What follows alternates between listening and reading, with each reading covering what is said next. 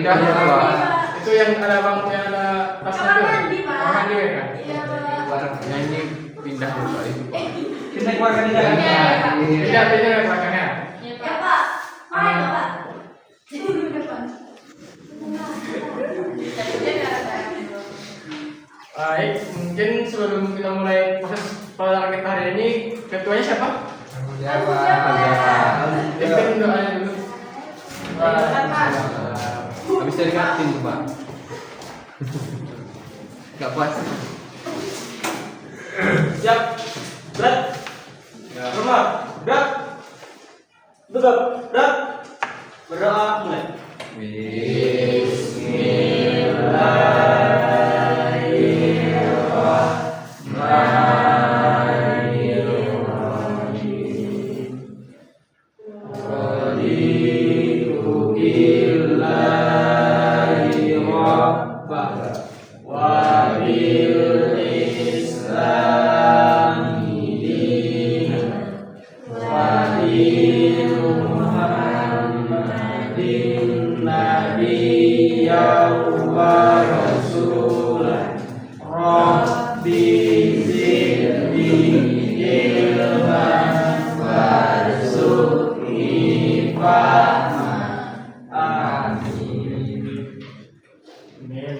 Jadi dengan berdoa tersebut diharapkan kegiatan pas belajar kita pada hari ini akan diberi kemudahan dan kelancaran oleh Allah Subhanahu wa taala. Amin. Gimana kabarnya? Alhamdulillah luar biasa. Puasa? Alhamdulillah. Puasa dong. Sahur kan? Sahur dari sahur tadi.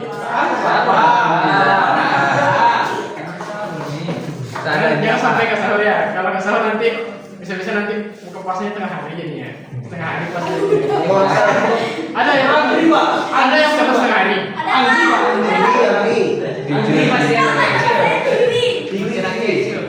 Itu nggak boleh ya karena umur kulit kan mungkin sudah dewasa juga kan ya. Jadi udah wajib akan berpuasa juga kan ya. Kelas berapa? Dulu Pak.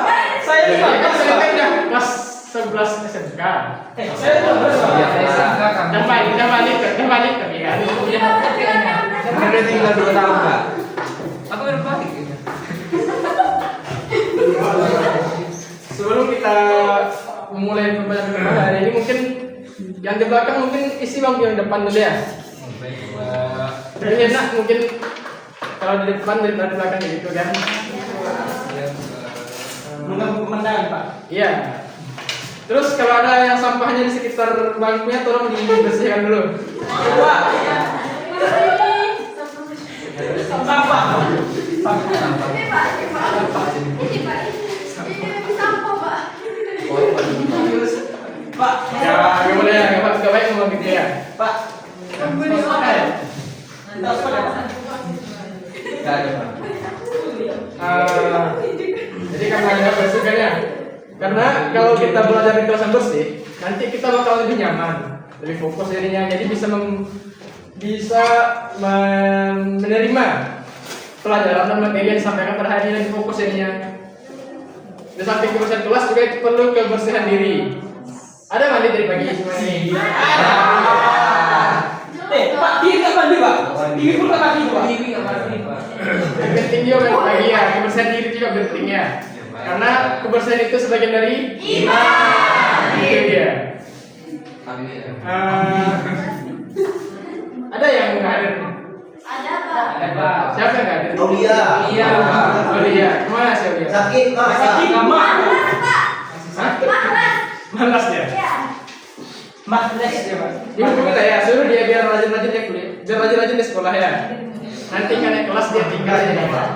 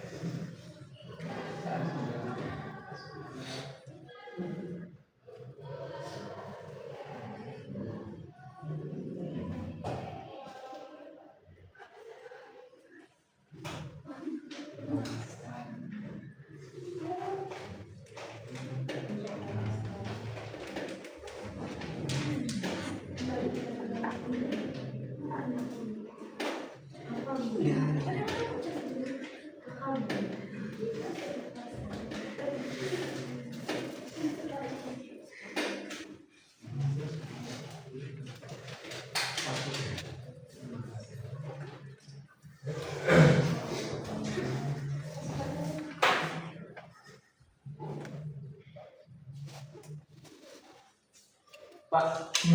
Oh, matikan aja, Pak. Ulangi lagi, Pak. Bagaimana dulu ya? Karena dia langsung ada ya, Pak. Ya. Kenapa? Hotspot. Pak, izin Pak. Berantem Pak boleh Pak.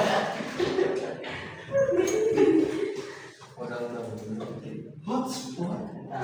Kan udah Pak. Ya. Makasih ya, udah. Siap Pak. Ahli elektro Pak. Yang mau apa tadi? Password tadi ya? Dia nggak penting, Pak. Dia sandinya 0 sampai 1. Bentar. Bapak tengok dulu.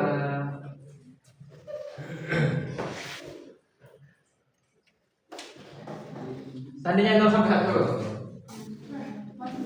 sampai 1.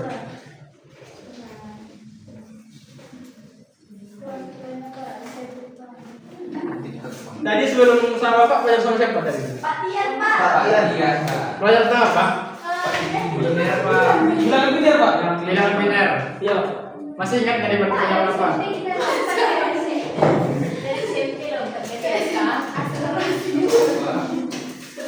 Jadi tadi belajar apa sama Bapak Tian? Biner. Biner. Sekarang kita belajarnya basis data. Wow. Amazing.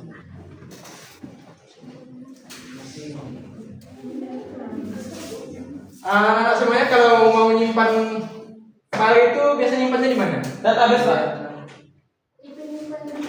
Penyimpanan tadi ada di mana? Di contoh penyimpanan. Data E.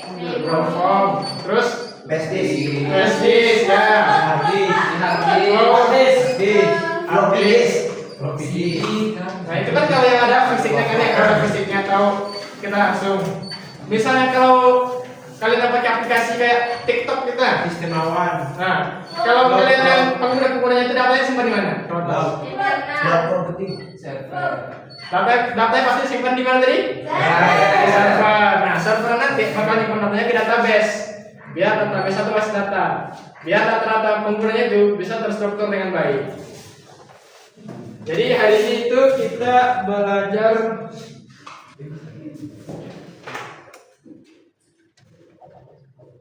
basis data. Ada yang bisa jelaskan apa itu basis data? Belum. Saya Pak. Apa? Kumpulan data yang saling berhubungan Pak. Jadi itu basis data itu adalah kumpulan data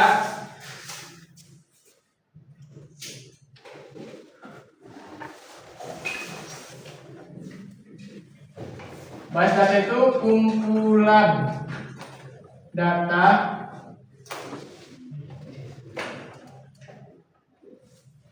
yang saling berhubungan dan terstruktur dengan baik.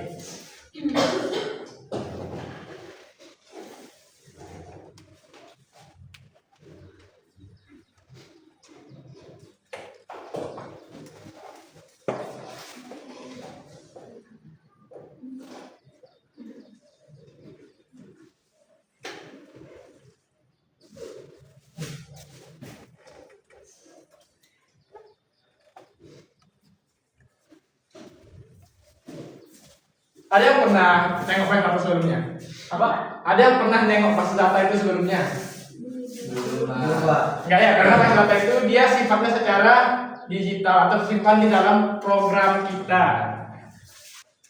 Di dalam database itu juga ada yang namanya entitas dan atribut. Entitas itu nanti kita pelajari di slide selanjutnya.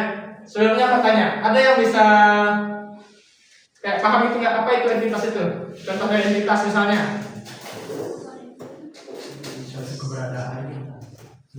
Entitas itu dia seperti objek. Objek. Contoh objeknya kita bikin siapa nih? Contoh objek entitas. Gambar. Misal kita bikin entitas itu yang pertama, contoh kita bikin Jamal. Jamal kita bikin sebagai contoh dari entitas kita. Nah, di dalam entitas dia punya atribut. Apa yang kita bisa bikin dari atribut dari seorang Jamal? Siapa yang bisa bikin atribut dari Jamal? Laki-laki. Apa lagi? Hah? Pakai baju itu pasti. Terus apa? Sifatnya ya. Ya sifat juga bisa kita lakukan sebagai atribut.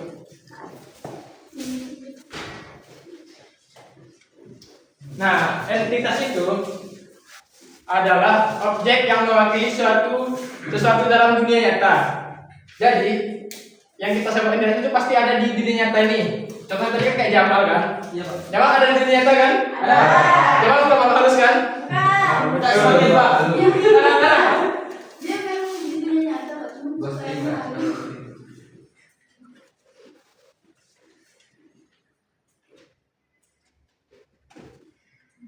Bebas terang.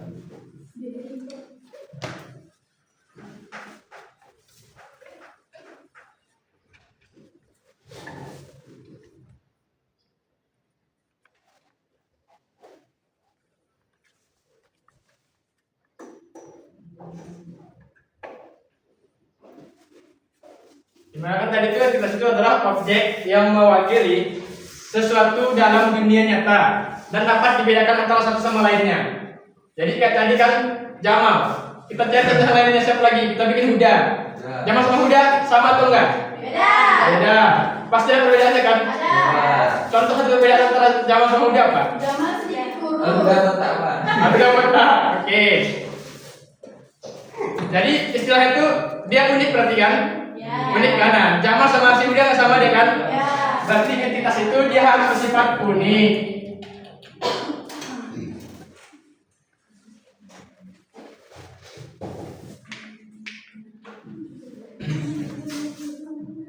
Entitas itu dapat berupa data fisik, abstrak, konsep, dan keja. Lalu tadi ada yang namanya atribut tadi, di mana atribut merupakan karakteristik dari entitas atau relationship. Relationship di sini maksudnya itu hubungan. Misalnya tadi kan contoh tadi yang kita bawa pada dua si Jamal sama si Huda kan ya. Apa yang kita bisa bikin hubungan antara Jamal sama Huda?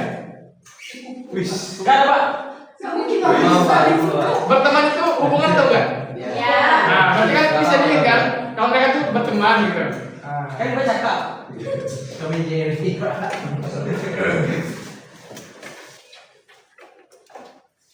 dimana tadi kan relationship yang menyediakan penjelasan detail dari entitas tadi atau relationship tersebut. Dalam penerapannya itu, atribut merupakan kolom dari sebuah tabel. Jadi nanti di database itu tampilannya itu kayak gini, kayak tabel di nanti tuh. Di dalam database tampilannya dia seperti tabel. Dimana bagian atas ini kita bikin tadi nama entitasnya. Misal tadi kan kita bikin Jamal. Apa tadi kita bikin atribut dari Jamal? Contohnya tadi laki-laki kan? Laki-laki. Ya, laki-laki. Terus Tinggi. tinggi dan sebagainya. Nah, di atas nih ini entitasnya. Nah, yang ini atribut. Apa tadi atribut? Ciri-ciri, Pak. Nah, karakteristik atau ciri khas dari satu entitas tersebut.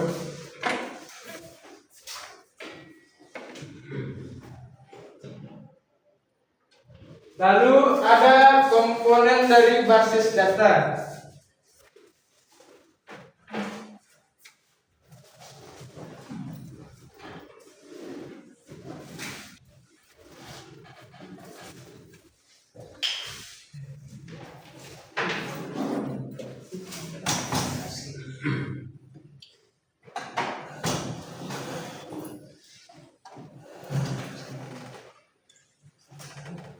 Komponen basis data itu dia ada 6. Yang pertama itu perangkat keras dalam sistem komputer.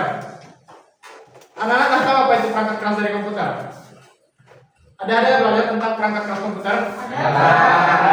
Dia kan terdiri dari Input. output, proses.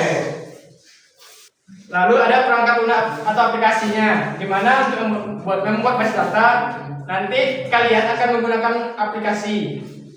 Contoh aplikasi yang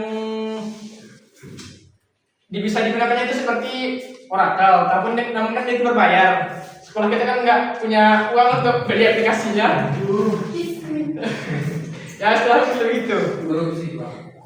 Jadi yang pertama dia itu komponennya ada perangkat keras sistem komputer.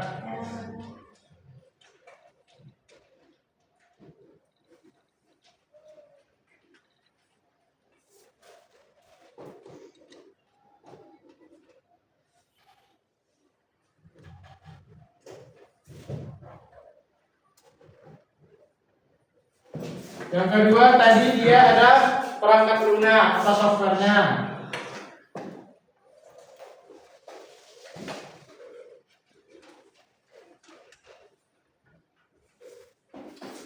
Lalu yang ketiga data. Karena tadi kan kita bikin data, basis data. Tentu apa yang ada dalam basis data? Data. Ya, data itu tadi yang terdiri dari entitas dan atributnya.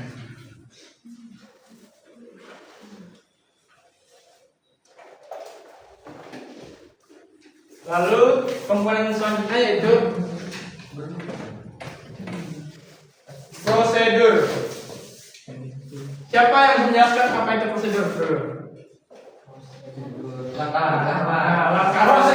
proses. Ada lagi? Tata cara, betul. Jadi nanti untuk dalam membuat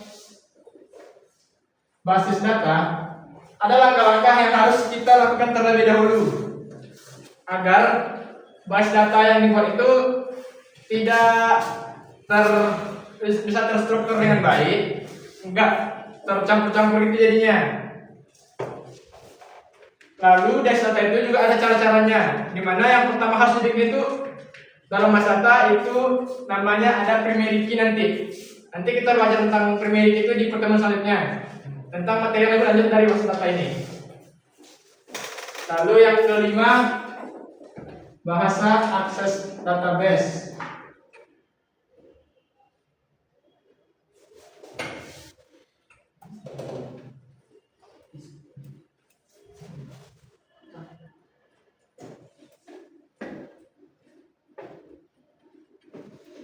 Jadi untuk mengakses database itu dia nggak sembarang bahasa bisa digunakan untuk mengakses database.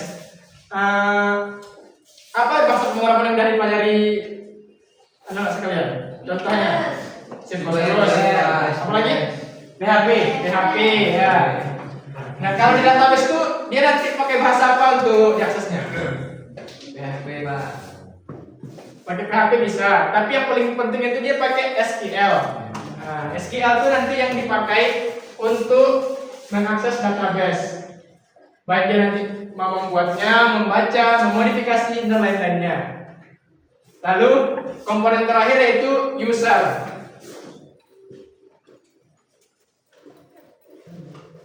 User itu pengguna dari database itu nanti dia bisa seperti database administrator, application programmer atau software developer, dan user pada umumnya seperti kalian tadi yang menggunakan TikTok, kan dia database kan ada kan, berarti secara otomatis kalian pun sendiri sudah menjadi pengguna dari database itu.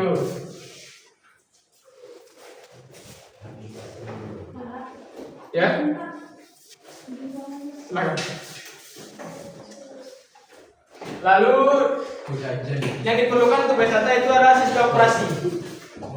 Sistem operasi itu adalah perangkat lunak yang mengelola perangkat keras, perangkat software, dan menyediakan layanan umum untuk program komputer. Tujuannya dari sistem operasi yaitu memungkinkan aplikasi atau software untuk berinteraksi dengan perangkat keras komputer serta mengelola sumber daya dan perangkat keras dalam sistem perangkat lunak. Ada yang bisa menyebutkan contoh-contoh dari sistem operasi yang umum digunakan pada saat ini? Linux, Windows, VMS itu ada OS 100 kan ya? AXZ itu udah lama sekali itu. Itu Macintosh. Macintosh tuh tahu Macintosh? Macintosh tuh sekarang udah kayak macOS namanya jadinya. Jadi macOS itu versi lamanya, sekarang namanya macOS. Lalu Android dan lain-lain. Huawei. Hah?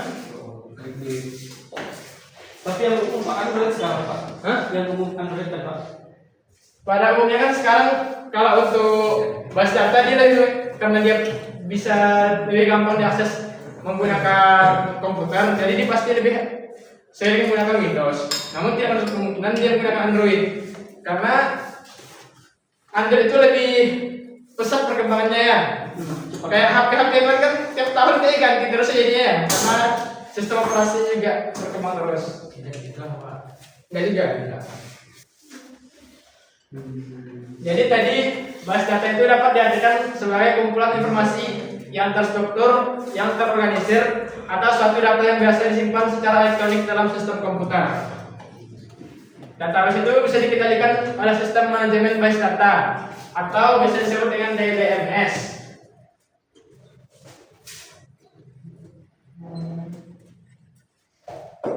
DBMS ini singkatan dari bahasa Inggrisnya itu database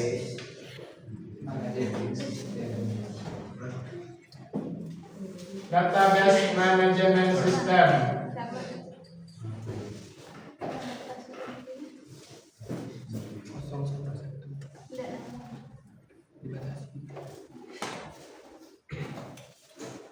Nah, kayak yang udah dijelaskan tadi itu, sebagian besar database itu menggunakan bahasa query terstruktur atau SQL. SQL tadi ada yang tahu mengenai SQL?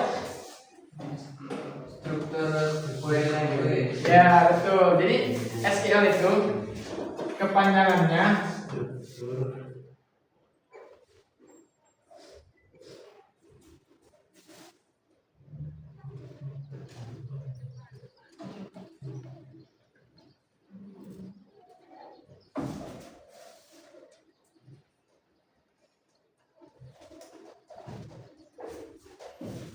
struktur query language yang digunakan untuk menulis dan melakukan operasi kepada query data yang ada dalam database kita.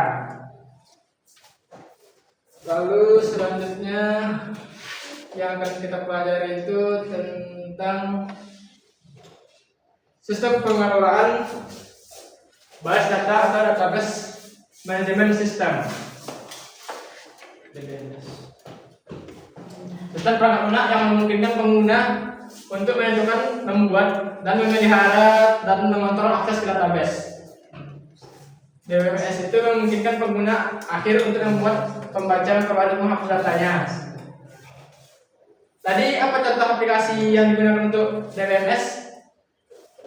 Ada tadi kan namanya kan Oracle kan ya, tapi itu karena berbayar. Yang gratisnya itu ada MySQL.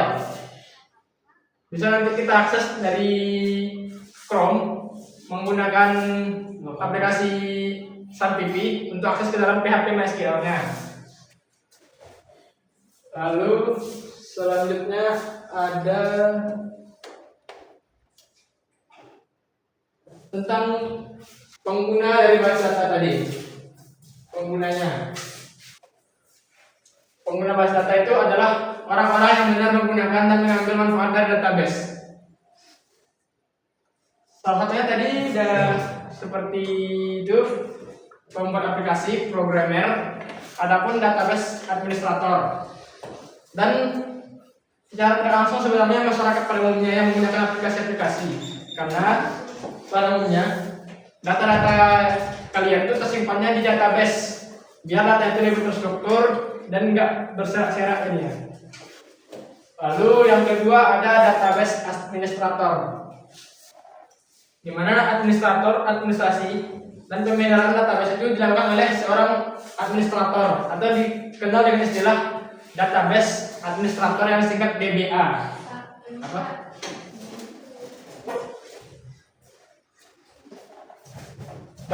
Baik atau buruknya kinerja database itu dia tergantung nanti sama database administrator. Jadi kalau misal database administratornya itu dia orangnya nggak terlalu teliti, bisa jadi nanti database-nya nanti nggak akan terstruktur dengan baik. Bisa jadi ada terjadinya redundancy. Ada yang tahu apa itu redundancy? Pengulangan. Nah, jadi di database itu suatu pengulangan data itu sangat minim, harus dikurangi karena akan dapat merusak kinerja dari database.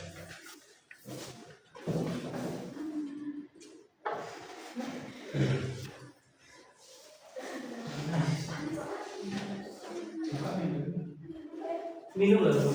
Panas ya? Iya, Pak. Kita buka aja pintunya dikit dulu ya, biar masuk udara dari luar ke dalam kelas. Karena kelas kita nggak ada AC-nya, sekolah kita nggak punya dana untuk beli AC untuk kelas. Doakan aja biar sekolah kita ini makin maju. Dan besok ini masing-masing kelas tuh punya punya AC-nya masing-masing. Jadi kalian masih kelas yang kepanasan jadinya. Kamu baru masuk kelas, mudah-mudahan nanti kelas 12, kelas 12 itu udah ada. Bapak aja yang sekolahnya Pak. Doakan aja ya, bisa juga Pak jadi Iya, Pak. kepala sekolahnya. Iya, iya, Pak. Sih.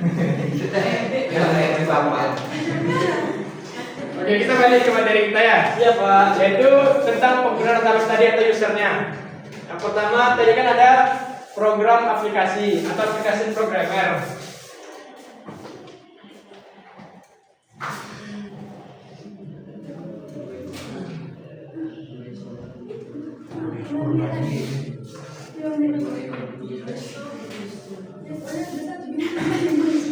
Di mana program aplikasi itu pengembang atau yang membuatkan aplikasi yang menggunakan query DML. Lalu ada pengguna canggih. Pengguna canggih itu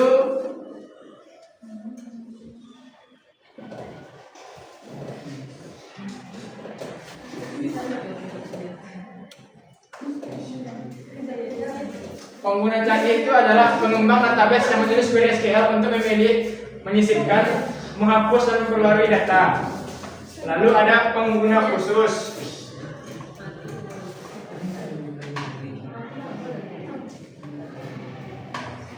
Pengguna khusus itu adalah pengguna yang juga menggunakan pengguna canggih dan pengguna ini menulis program aplikasi basis data khusus. Jadi basis data itu hanya khusus untuk satu aplikasi aja. Dia nggak digunakan untuk yang lain-lainnya jadinya. Lalu ada pengguna yang berdiri sendiri.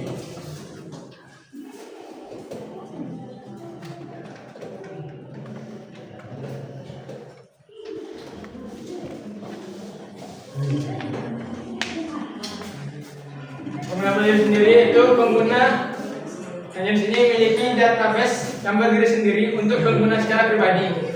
Jadi dia nggak gunakan database itu untuk halayak umum, hanya untuk diri sendiri. Misalnya nanti bapak punya database itu berisi data tentang apa aja.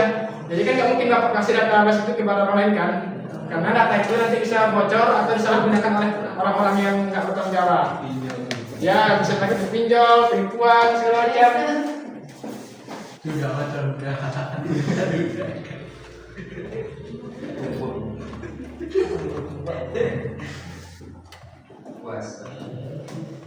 Nah, tadi kan salah satu pengguna dari database itu ada namanya kan DBMS kan? Bukan DBA. Berapa bentuknya? DBA.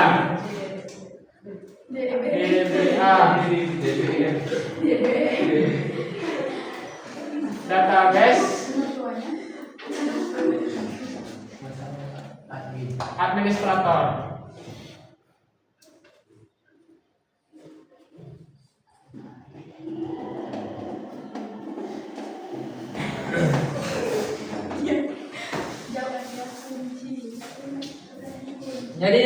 Jadi DBA itu sendiri pun dia punya jenis-jenis.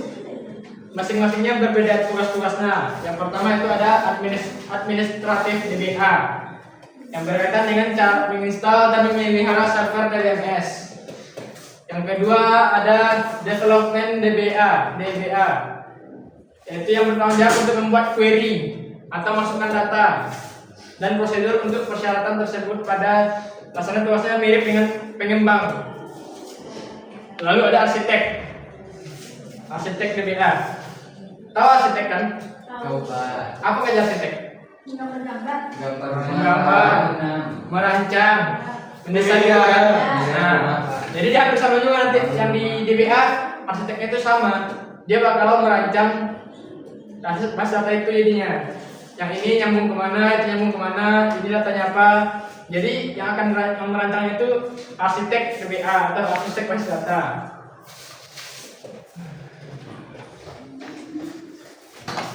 Kedua ada yang ketiga data warehouse DBA, yaitu DBA yang mampu menjaga data dan prosedur dari berbagai sumber di gudang data. Silakan.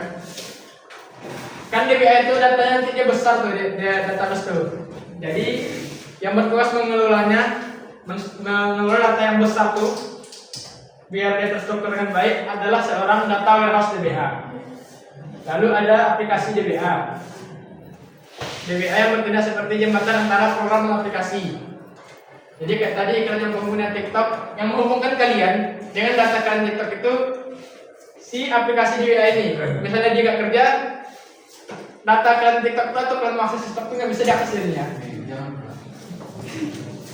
Lalu ada online analytical processing atau OLAP DBA. Database administrator yang bertanggung jawab untuk menginstal dan memelihara database dalam sistem OLAP. Udah itu diri kita ya. Tapi dari tadi yang Bapak jelaskan, ada bisa dipahami? Ada pertanyaan seperti yang tadi? Ya.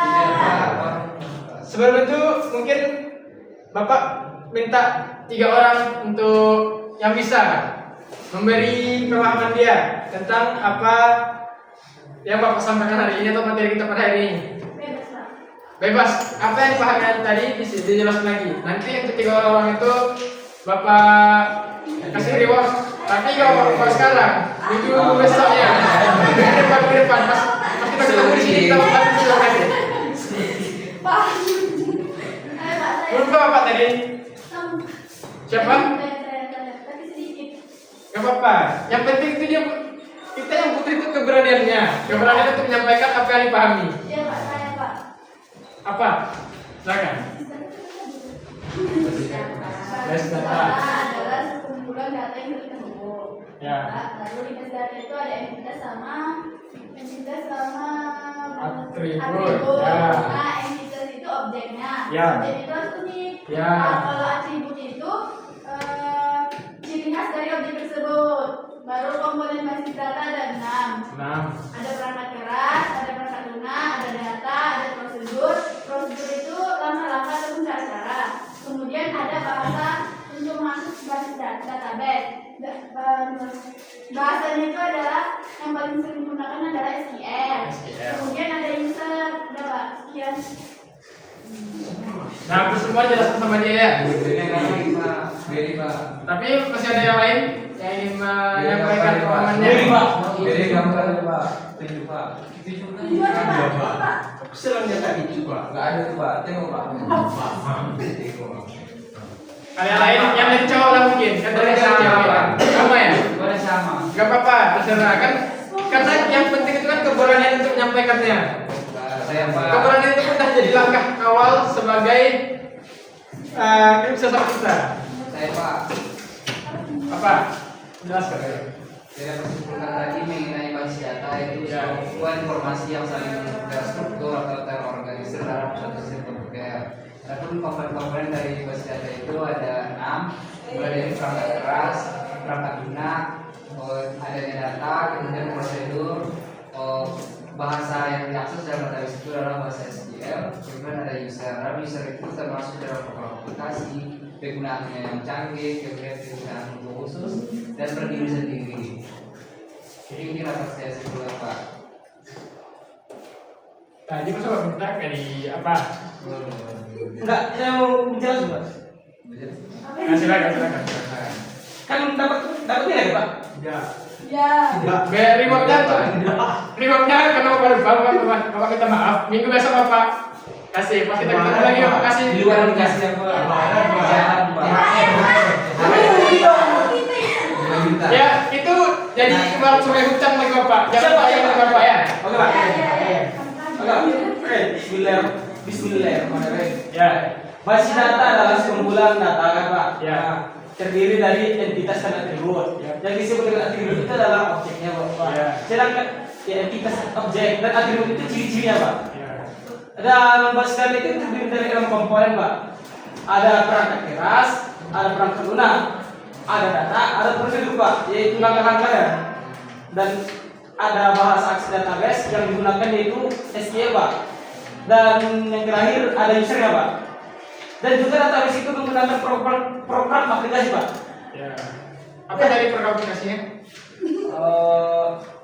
Aplikasi apa? Ya. Program aplikasi tadi apa? Samping itu, Pak.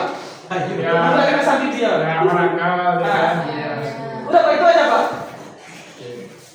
Tapi udah bagus. Udah punya keberanian untuk menyampaikan apa yang dipahami. Yang lain kalian paham kan dengan materi pada hari ini? Semoga apa yang Bapak sampaikan hari ini itu dapat dipahami dengan baik dan bermanfaat untuk materi dan pertemuan selanjutnya. Karena jam kita pun dah mau habis, mungkin pertemuan kita sampai hari ini dulu, sampai ini dulu. Jangan lupa belajar ya. Ulang-ulang lagi materi yang kita pelajari hari ini, baik materi Bapak ataupun materi sebelum Bapak tadi. Karena kalian kan juga sudah kelas 11, dimana nanti kata apa yang kalian pelajari itu bersangkutan dengan materi-materi selanjutnya. Iya, Pak.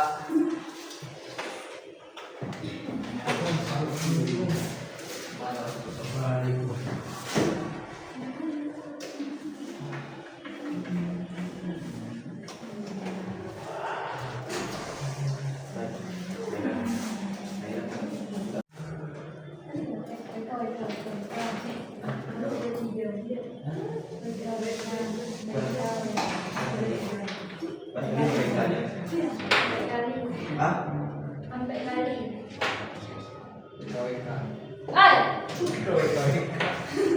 Kalau gitu, Bapak izin ya kita akhiri kegiatan belajar kita pada saat ini dengan mengucapkan alhamdulillahirobbilalamin. Alhamdulillah.